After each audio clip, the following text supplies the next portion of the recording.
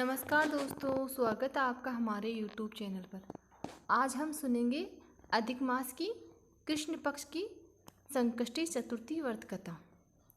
अधिक मास पुरुषोत्तम मास का यह संकष्टी चतुर्थी व्रत को त्रिभुवन सबकाष्टी चतुर्थी व्रत कहा जाता है। इस दिन भगवान गणेश के भक्त त्रिभुवन पालक महागणपति और उनसे जुड़े दुर्वा बिल्व पत्र पीठा की पूजा करते हैं। संकष्टी का अर्थ है संकट समस्याओं से मुक्ति, और इसलिए भक्त इस दिन भर उपवास रखते हैं और रात में चंद्रमा को देखने के बाद ही इस व्रत को तोड़ते हैं। प्रत्येक संकष्टी व्रत की एक विशिष्ट कथा होती है। अधिक मास के दौरान भगवान गणेश को समर्पित इस व्रत से जुड़ी पौराणिक कथा है। आइए जानते हैं ये कथा कौन सी है। अधिक मास संकष्टी चतुर्थी व्रत कथा के अनुसार सतयुग की बात है और इस महत्वपूर्ण व्रत की कथा महर्षि वेद व्यास, जो महाभारत के लेखक थे, द्वारा पांडव रानी द्रौपदी को सुनाई गई थी। एक बार ऋषि, जो कुरु वंश के संरक्षक भी थे, पांडवों के निर्वासन के दौरान उनके निवास स्थान पर आए और द्रौपदी, जिसे पहले दुशासन ने निवस्त्र कर दिया था, भगवान कृष्ण द्वारा बचाया गया और दुर्योधन द्वारा अपमानित किया गया था। आश्चर्य करती है कि उनसे ऐसा कौन सा पाप हो गया कि जो इस तरह के व्यवहार के लायक हो गई।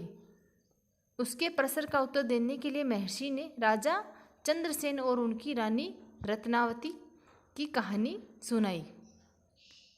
कहानी के अनुसार दुश्मनों द्वारा उनके राज्यों को लूटने के बाद चंद्रसेन और रत्नावली को जंगल में शरण लेनी पड़ी।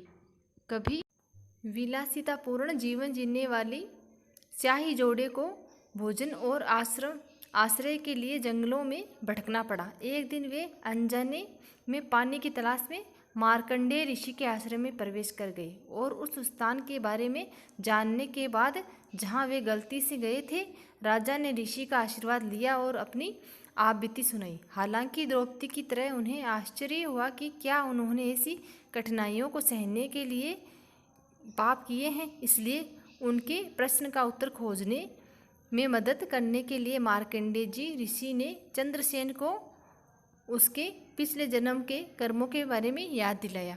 अपने पिछले जन्म के दौरान चंद्रसेन शिकार करने के लिए एक जंगल में गया था। वहाँ उनकी नज़र लाल वस्त्र पहने कुछ नाग कन्याओं पर पड़ी। जैसे ही उसकी नज़र उन पर पड़ी, उसने जानना चाहा कि वे झील के किनारे क्या कर रही है। तब नाग कन्याओं ने उन्हें बताया कि वे अधिक मास संकष्टी चतुर्थी व्रत कर रही है, जो उनकी सभी समस्याओं से छुटकारा पाने में मदद करता है।